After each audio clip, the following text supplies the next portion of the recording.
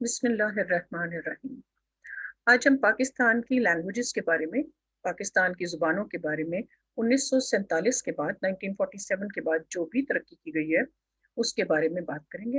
اور اس میں ہم دونوں طرح سے دونوں لیولز پہ بات کریں گے۔ پاکستان کی نیشنل لینگویج یعنی اردو کی ترقی کے لیے کیا کام کیے گئے ہیں، اور اردو کو نیشنل لینگویج کے طور پہ کیوں سلیکٹ کیا گیا، ایسی کیا خاص بات تھی اردو کے اندر کہ اس کو کنٹری کی نیشنل لینگویج کے طور پہ لیا گیا۔ اور ریجنل لینگویجز میں مینلی پاکستان کی ہم صوبائی زبانوں کے بارے میں بات چیت کریں گے اور دیکھیں گے کہ صوبائی زبانوں کی ترقی کے لیے کیا کام کیے گئے ہیں۔ یہ سبجیکٹ مطالعہ پاکستان میں عام طور پہ یہ ٹاپک بہت زیادہ انٹروڈیوس کیا جاتا ہے اور اس کے بارے میں سوالات آتے ہیں۔ ویسے ان جنرل بھی عوام کی دلچسپی کے لیے پاکستان کی لینگویجز کے بارے میں کیا کیا ترقیاتی کام کیے گئے ہیں، آئیے ان کو جائزہ لیتے ہیں۔ ابھی ہم اگر نیکسٹ دیکھیں سلائیڈ پر تو ہم دیکھ سکتے ہیں کہ اردو کو اس نیشنل لینگویج کے طور پر کیوں چوز کیا گیا تھا، ایسی اردو میں کیا خاص بات تھی کہ اردو کو نیشنل لینگویج لیا گیا۔ اصل بات یہ تھی کہ مغلز کے زمانے سے، اس سے بھی پہلے مسلمان حکومت جب سب کانٹیننٹ کے اوپر تھی تو اس وقت بھی اردو نیشنل لینگویج کے طور پر ہی ایک رول پلے کر رہی تھی، اور اس کی وجہ سے بہت سارے رائٹرز اور پوئٹس اور لاز رائٹنگ اور ہسٹری رائٹنگ کا کام بہت زیادہ اردو زبان میں ہوا تھا، جس کی وجہ سے اس زبان میں بہت واسٹ وکیبلری موجود تھی۔ اس کے ساتھ ساتھ اردو لینگویج میں اتنی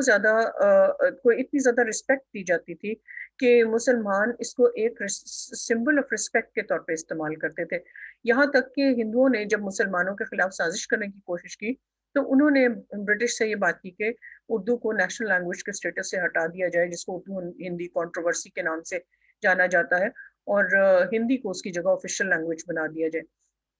تو اس طریقے سے ہسٹوریکل بیک گراؤنڈ اردو کا ایسا ہے کہ مسلمان ایموشنلی بھی اردو کے ساتھ اٹیچڈ ہیں، نیشنل لیول پر بھی، اور پاکستان بننے سے پہلے بھی اردو کے ساتھ مسلمانوں کی اٹیچمنٹ بہت زیادہ تھی۔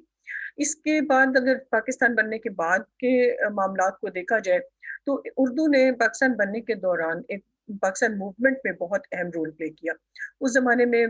اہم اخبارات تھے جو بہت زیادہ لکھتے تھے مسلمانوں کے حقوق کے لیے، پاکستان موومنٹ کے لیے، جن میں ذمہ دار، الہلال، کامریڈ انگلش میں تھا لیکن الہلال اور ذمہ دار مینلی اردو زبان میں لکھ رہے تھے، اور انہوں نے مسلمانوں میں سیاسی شعور پیدا کرنے کے لیے بہت امپورٹنٹ رول پلے کیا۔ ساتھ ساتھ اردو میں سلوگنز، رائٹنگز، نیوز پیپر کے آرٹیکلز، بہت زیادہ اسپیچز تھیں جو اردو میں ریکارڈ بھی کی گئیں، لکھی بھی گئیں، اور اس وقت لوگوں کو پیش بھی کی گئی، جس کی وجہ سے اس نے مسلمانوں میں ایک جذبہ جس کے مسلمانوں کے پاس ایک الگ وطن ہونا چاہیے وہ جگانے میں بہت اہم رول پلے کیا تھا۔ تو اس کو سیاسی لحاظ سے بھی ایک بہت اہم زبان سمجھا جاتا تھا، جس کی وجہ سے یہ سوچا گیا کہ اس کو پاکستان کی نیشنل لینگویج کا درجہ دینا چاہیے۔ اس کے علاوہ اگر دیکھا جائے تو پاکستان موومنٹ کے دوران بھی اور اس سے پہلے بھی آفیشیل لینگویج ہونے کی وجہ سے سارے ملک کے لوگ، چاہے وہ کسی بھی صوبے میں یا کسی بھی علاقے میں رہتے ہوں، وہ اردو زبان کو سمجھتے ہیں، اور اگر پڑھ لکھ بھی سکتے ہیں، اور اگر پڑھ لکھ نہ سکتے ہوں تو کم از کم اس میں بات کی جانے والی بات چیت کو سمجھ جاتے ہیں، جس کی وجہ سے یہ بہت آسان تھا کہ سارے ملک کے لوگوں کے اندر انڈرسٹینڈنگ اگر جلدی میں ڈیولپ کرنی ہو اور سب کو کوئک میسیجز دینے ہوں وار ٹائمز کے اوپر یا کسی ایمرجنسی ٹائمز پہ، تو ان کے ساتھ اس لینگویج میں کمیونیکیٹ کر کے ان کو بہت آسانی کے ساتھ سمجھایا جا سکتا ہے جو بھی معاملات ہوں، اور سب کو ایک پیج پہ لیا جا سکتا ہے۔ پورے ملک کی یونٹی کو ڈیولپ کرنے میں اہم رول پلے کر رہی تھی یہ زبان، اسی وجہ سے اس کو لیا گیا۔ اردو کے اندر بہت زیادہ ووکیبلری ہے جو کہ پرانے زمانے سے ڈیولپ ہوتے ہوتے آ رہی ہے، اور رائٹنگز بھی اردو کی بہت زیادہ تھیں۔ مولوی عبدالحق نے اردو رائٹنگز کو بچانے کے لیے سر سید احمد خان کے کہنے پر بہت بڑی لائبریری کو اسٹیبلش بھی کیا، اور اس کے لیے کام بھی کیا، اور کمپائلیشن آف بکس کے لیے، پرنٹنگ آف بکس کے لیے، جو اردو کی پرانی ہینڈ رائٹنگ میں تھیں بکس، کہ یہ ضائع نہ ہو جائیں جو اردو لٹریچر اور ریٹن میٹیریل ہے، تو اس پہ بہت زیادہ کام کیا گیا، جس کی وجہ سے اس کے ساتھ اس preservation of Urdu language work کے ساتھ بہت ساری ووکیبلری بھی ہمارے پاس آئی۔ یہ ووکیبلری بہت مددگار ہے جب آفیشیل کام کیے جاتے ہیں، مختلف اسائنمنٹس کی جاتی ہیں، مختلف سچویشنز کو ایکسپلین کرنا ہوتا ہے، مختلف قسم کے اسائنمنٹس کو، کاموں کو ڈیزگنیٹ کرنا ہوتا ہے، تو یہ ان کو لکھنے کے لیے بہت مددگار ہوتی ہے، اور بہت آسانی کے ساتھ مدعا اس میں جو بھی کوئی کام دیا جاتا ہے اس کو بیان کیا جا سکتا ہے۔ اس کے ساتھ سیلیبسز اگر ہم دیکھیں تو مختلف سیلیبسز ہیں، جیسے کیمسٹری، فزکس، میتھس، تو ہر ایک کے لیے ایک خاص اسپیسیفک زبان چاہیے ہوتی ہے جو بھی ٹرمز ان سبجیکٹس کے اندر ہے. تو اردو کے پاس اتنی ویرائٹی آف ورڈز تھی کہ وہ ان کو آسانی کے ساتھ سبجیکٹس کو بھی اردو میں ٹرانسلیٹ کیا جا سکتا ہے. یہی وجہ ہے کہ ہمارے بچے جو اردو میڈیم میں پڑھ رہے ہیں وہ سائنس کے بھی سبھی سبجیکٹس کو، میتھس کو، سبھی کو اردو میں آسانی کے ساتھ پڑھ اور سمجھ سکتے ہیں ان کانسیپٹس کو اپنی زبان کے اندر. لاز کے جب قوانین لکھے جاتے ہیں، ملک کا کانسٹیٹیوشن لکھا جاتا ہے، تو قوانین میں مختلف سچویشنز کو ایکسپلین کرنے کے لیے، لاز لکھنے کے لیے واسٹنس آف لینگویج وکیبلری کی ضرورت ہوتی ہے. اور جو ایکسپریشن اور وکیبلری ہمارے پاس اس لینگویج میں تھا، اور ریکارڈڈ مٹیریلز بھی ہمیں اس کے ملتے تھے along with the dictionary meanings، تو وہ اس نے بہت مدد کی نئے قوانین کو لکھنے کے لیے اور پاکستان کا نیا کانسٹیٹیوشن بنانے کے لیے. ان سب چیزوں کو دیکھتے ہوئے یہ ڈیسائیڈ کیا گیا کہ اردو کو نیشنل لینگویج کے طور پہ سلیکٹ کیا جائے گا. اس کے بعد اردو کے ڈیولپمنٹ کے لیے 1947 کے بعد پھر گورنمنٹ نے بھی کچھ سٹیپس لیے تاکہ اس لینگویج کو اسٹینڈرڈائز کیا جائے انٹرنیشنل اور نیشنل لیولز کے اوپر. اور اس کے جو آگے آنے والے سالوں میں اس کی پرزرویشن اور بیٹرمنٹ کے لیے، ڈیولپمنٹ کے لیے بھی کچھ کام کرنے کے لیے سٹیپس لیے گئے. کچھ اہم سٹیپس جو اس میں لیے گئے وہ یہ تھا کہ ادارہ ترقی اردو اسلام آباد میں اسٹیبلش کیا گیا، جس کو انسٹیٹیوٹ آف اردو ڈیولپمنٹ کا بھی نام دیا جاتا ہے. یہ شروع سے اردو کی ڈیولپمنٹ کے لیے اردو میٹیریل، پرانی لٹریچر، فوک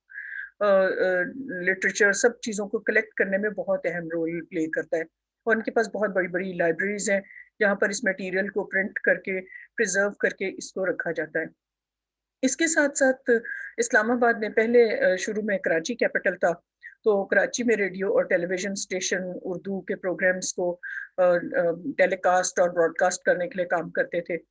بعد میں اسلام آباد بن گیا کیپٹل، تو اس میں بھی یہ جو اردو زبان کے لیے، اس کی پروپیگیٹ کرنے کے لیے، ٹیلی کاسٹ کرنے کے لیے، براڈ کاسٹ کرنے کے لیے مختلف پولیٹیکل، ریلیجیس اور سوشل آئیڈیاز کو، کلچرل آئیڈیاز کو، پروگرامز کو، یہ سب پبلک کے لیے پریزنٹ کرنے کے لیے یہ میٹیریل جو تھا، یہ ریڈیو اسٹیشن اور ٹیلی ویژن اسٹیشن کو اسٹیبلش کیا گیا. اور جس میں اردو کے لیے جب روزانہ کی بنیاد پہ بہت سارا میٹیریل لکھا اور پیش کیا جاتا ہے، تو اس نے اس لینگویج کے لٹریری میٹیریل میں ویژول اور آڈیو لائبریریز کا بہت بڑا اضافہ کیا، اور جس سے ملک میں، جس سے اس لینگویج کی ترقی کے لیے بہت اہم رول پلے ہوا. ساتھ ساتھ میں اردو نیوز پیپرز اور میگزینز وغیرہ کے لیے بھی کافی کام کیا گیا، وہ اسٹیبلش کیے گئے. پاکستان بننے سے پہلے بھی اردو کے نیوز پیپرز تھے، جیسے کہ ذمہ دار اور الہلال کام کر رہے تھے. لیکن پاکستان بننے کے بعد جنگ، نوائی وقت وغیرہ، انہوں نے مشرق، انہوں نے بہت سے اور نیوز پیپرز تھے جو اردو لینگویج میں ڈیلی بیسس کے اوپر جو ایشوز ہیں، نیوز ہیں، ان کو لکھتے تھے، آرٹیکلز لکھے جاتے تھے سوشل ویلفیئر کے لیے. تو بہت سا ایک میٹیریل اس حساب سے بھی اردو لینگویج کے لیے کلیکٹ ہو رہا تھا، جو کہ ڈیلی بیسس کے اوپر اس لینگویج کی میٹیریل کو انکریز کرنے میں مددگار تھا. اردو کو ریفریش کرنے کے لیے پریویس اردو لینگویج ورڈز کے ساتھ ساتھ جو نئے نئے اردو کی زبان کے اندر الفاظ آ رہے تھے، ان کو ایڈ کر کے، ریفریش کر کے نیو ڈکشنریز بھی پبلش کی گئیں، جس نے اس لینگویج کی واسٹنس میں فردر اضافہ کیا اور لینگویج کو ایک اسٹرانگ فاؤنڈیشن بھی دی. سو اسی طرح سے اگر دیکھا جائے تو ایک بہت اہم کام کیا گیا تاکہ نئی جنریشن کو اردو کے ساتھ کنیکٹ کیا جا سکے، اور نئی جنریشن بھی اپنے اندر یہ ایبلٹی ڈیولپ کر سکے کہ پوئٹری اور رائٹنگس وغیرہ کر سکیں. اس کے لیے کالج لیول پہ اور اسکول لیول پہ اس کو ایز کمپلسری سبجیکٹ انٹروڈیوس کرایا گیا، اور کالج میں الیکٹیو سبجیکٹ کے طور پہ بھی اس کو پڑھایا جاتا ہے. اس کے ساتھ ساتھ ماسٹرز لیول پہ اور پی ایچ ڈی لیول پہ، تاکہ اس لینگویج میں ریسرچ ہو، نئے نئے ورڈز آئیں، پرانی جو بھی ورڈز ہیں ان کو فردر ریسرچ کیا جائے، ان کو نیو سچویشنز کے ساتھ کنیکٹ کیا جائے. اس پرپس کے لیے ایم اے اور پی ایچ ڈی لیول پر یونیورسٹیز نے بھی اس میں کافی زیادہ کام کیا، اور یہ ڈگری کے طور پر بھی انٹروڈیوس کرا دیا گیا. اردو پوئٹس اینڈ رائٹرس کو انکریج کرنے کے لیے ڈفرینٹ ٹائمز پر مختلف قسم کے ریٹن رائٹنگس کے میٹیریلز کے کمپٹیشنز بھی ہوتے رہتے ہیں. اس کے ساتھ ساتھ مختلف مواقع پر پوئٹری وغیرہ کے بھی کمپٹیشنز کرائے جاتے ہیں، یا پھر مشاعرے وغیرہ کا انعقاد کیا جاتا ہے. یہ تو تھی اردو. اردو کے علاوہ ہماری علاقائی زبانیں ہیں بہت ساری. ہر علاقے میں ایک الگ الگ ڈائلیکٹ کے ساتھ لینگویجز بولی جاتی ہیں. اگر پاکستان کی علاقائی زبانوں کو کی لسٹ بنانے لگیں تو ایک لمبی لسٹ بن جائے گی. یہاں ہم بات کریں گے، اپنے وقت کی شارٹیج کی وجہ سے یہاں ہم بات کریں گے پاکستان کی صوبائی زبانیں، وہ علاقائی زبانیں جن کو کس صوبے کی زبان کے لیول کے طور پر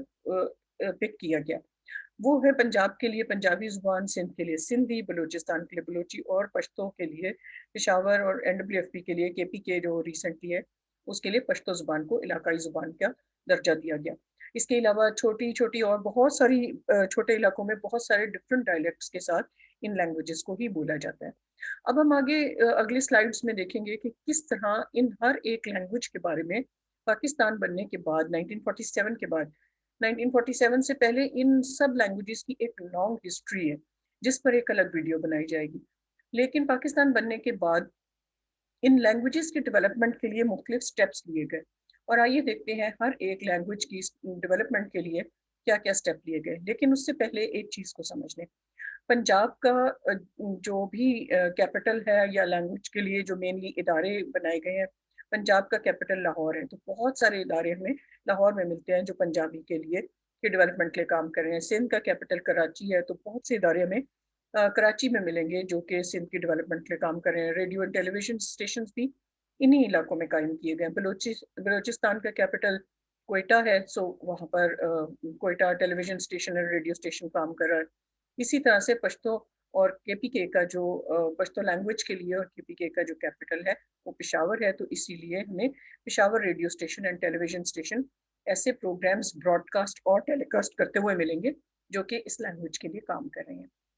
انڈیویجولی اب ہم لینگویجز کے بارے میں دیکھتے ہیں. پنجابی کی ترقی 1947 کے بعد اگر ہم دیکھیں تو پنجابی لینگویج میں قرآن پاک کو ٹرانسلیٹ کیا گیا، اور یہ محمد علی فائق نے کیا، جو کہ پہلے ٹرانسلیشن نہیں تھی، لیکن پاکستان بننے کے بعد اس لینگویج میں اس کو ٹرانسلیٹ کیا گیا تاکہ عام لوگ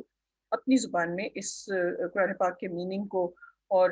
جو آرڈرز آف اللہ میں دیے گئے ہیں ان کو سمجھ سکے. پنجابی کے جو نئے پوئٹس اور رائٹرز پاکستان بننے کے بعد ہیں ان کو بہت زیادہ سپورٹ کیا گیا، اور مختلف قسم کے اسکالرشپس انٹروڈیوس کرائے گئے، اور بہت سارے ایسے فنکشنز کروائے جاتے جن میں ان کے لٹریچر کو پڑھا جاتا، ان کی لکھی ہوئی کتابوں کو سپورٹ دی جاتی، جن میں استاد دامن، شریف پنجاہی، احمد راہی، منیر نیازی سب شامل ہیں. اس کے علاوہ بہت ایک لانگ لسٹ ہے رائٹرز کی اور پوئٹس کی جو انہوں نے پنجابی میں بہت خوبصورت زبان میں لکھا. آپ دیکھیں تو اس سلائیڈ میں نے کہیں پرانی یا ہمارے جو وہی رانجھا، سسی پنو، اس طرح کی جو ہماری پرانی جو بکس تھی میں نے کہیں اس کا ریفرنس نہیں دیا، کیونکہ وہ سب 1947 سے بعد سے پہلے تھی. تو یہ سب جو ہم میٹیریل ڈسکس کریں یہ سب پاکستان بننے کے بعد کا میٹیریل ہے. پاکستان بننے سے پہلے کا میٹیریل ایک الگ ویڈیو میں آئے گا جس میں ساری ڈیٹیلز ہوں گی. اسی طرح سے پنجابی ڈکشنری میں کمپائل کیے گئے وہ سب نیو ورڈز جو کہ نئی نئی ایڈ ہو رہے ہیں، اور پرانے ورڈز کے ساتھ ڈکشنری کو پراپرلی کمپائل کیا گیا، پرنٹ کیا گیا، لائبریریز میں ڈکشنریز بھیجی گئیں تاکہ آسانی کے ساتھ جو بھی اسٹڈی کر رہا ہو ڈیٹیلڈ میں اس سبجیکٹ کو، خاص طور پہ اسٹوڈنٹس جو ان کو الیکٹیو اور ماسٹرز لیول پہ اسٹڈی کرتے ہیں تو وہ ان کی مدد لے سکے. اور اس ماسٹرز لیول اور کالج لیول پر یہ ایز الیکٹیو سبجیکٹ پڑھایا جاتا ہے. ماسٹرز اور PhD لیول پر ریسرچ کے لیے یونیورسٹیز بھی اس کو ماسٹرز اور PhD کی ڈگریز دیتی ہیں اس سبجیکٹ کو پڑھنے کے لیے. دوسری ہماری جو لینگویج ہے دیٹ از سندھی لینگویج، اور سندھی لینگویج کی ڈیولپمنٹ کے لیے جو کام کیے گئے وہ یہ تھے کہ سندھی لٹریری بورڈ جو تھا وہ اسٹیبلش کیا گیا جو پرنٹنگ آف نیو بکس اور میگزینس کے لیے کام کرتا تھا. Radio and television stations Karachi میں اسٹیبلش کیے گئے، اور 48 سے آپ دیکھیں پاکستان بننے کے ساتھ سے ہی سندھی لینگویج جو تھی اس کی ڈیولپمنٹ کے لیے کام شروع ہو گیا تھا. تو اسی کے ساتھ ساتھ ٹرانسلیشن آف فوک لٹریچر جو تھا، وہاں پر بہت فوک لٹریچر بہت ہی خوبصورت، سندھی لینگویج کا ایکسپریشن بھی بڑا پیارا ہے. تو اس میں فوک لٹریچر بڑے بڑے خوبصورت آئیڈیاز کو، اور خاص طور پر رومانٹک آئیڈیاز اٹیچ ٹو اللہ پاک، انسان کی محبت خدا کے لیے کیا ہے، اس لحاظ سے بہت ہی زیادہ خوبصورت میٹیریل لکھا گیا. تو اس کو کلیکٹ کیا گیا، اس کو ٹرانسلیٹ کیا گیا لیٹر آن. پہلے ہی اپنی لینگویج میں تھے، ان کو انگلش میں اردو میں ٹرانسلیشنز کی گئی تاکہ دوسرے لوگ بھی اس کو سمجھ سکیں، اور جس میں پیر علی کا، سچل سر مست کا، شاہ عبداللطیف بھٹائی کا،